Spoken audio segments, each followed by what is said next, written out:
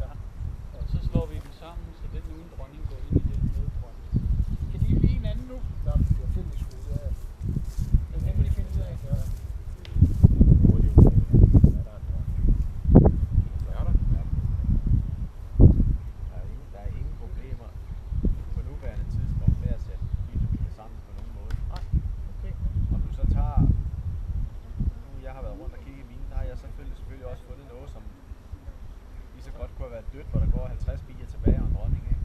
Men hvorfor smide en god ølbræd dronning væk, når det er bierne, som ikke er der mere? Så har jeg fundet en, hvor der gik en dårlig dronning, der bare klemt dronning, og så bare smidt ned på tavlen. Jeg accepterer hende lige med det samme, på den her tid over. Okay. Men der er næsten stoppet dem ind at flyve, hvor alle vagtbierne er. Ja. De mangler hende nu, så tager de den bare. De har ingen andre muligheder. Okay. Så det er derfor, at man kan gøre det på nuværende tidspunkt. Men når vi kommer længere ind i sæsonen, så kan det ikke det bliver mere og mere kilden, indtil vi når hen. På den anden side, når vi når hen i september, oktober måned, så tager de igen hvad som helst. Nå, okay. Men der skal de altså ikke ind og flyve. Nej.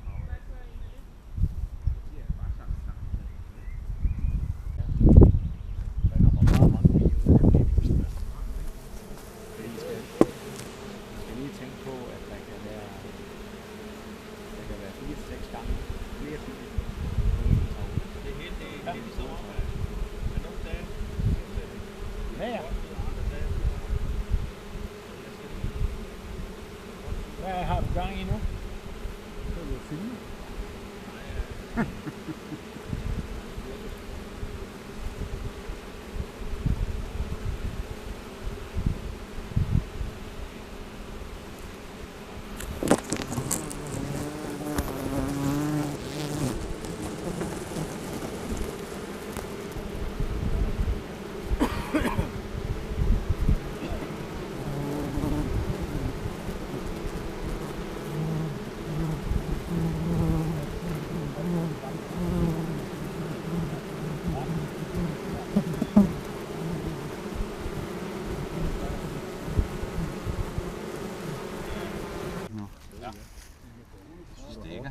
Ja.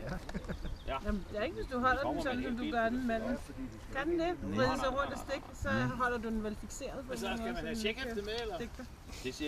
Det siger Josefine gerne, at du har den knæ, er og så skriver en check på så kan den vinke for sin brød ud. Den kan nærmest ikke bevæges. Bare sende over med fragtmanden til dig. Det smager så godt. Den lever indtil midt i maj, eller midt i februar måned. Nå. Vi kører herover, og det har Josefine sagt ja til. Og så er det bare med at tage den ud. Right? Ja. Så.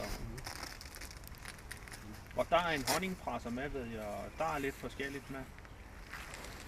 Så derfor ved jeg, at der kommer lidt af hver.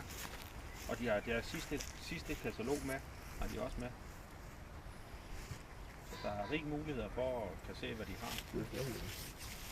Og snakke med dem om, og hvis der er nogen, der vil have en ny tapmaskine, så kan man også levere det. Jeg kan godt høre det. Så skal der være tjek. Der skal jeg være checkhæftet, ikke?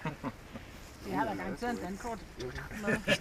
Kan man overhovedet få et checkhæfte? Ja. Det kan man gerne lidt mere. Nej, Men sådan er det. Altså. Og hun har åbent hus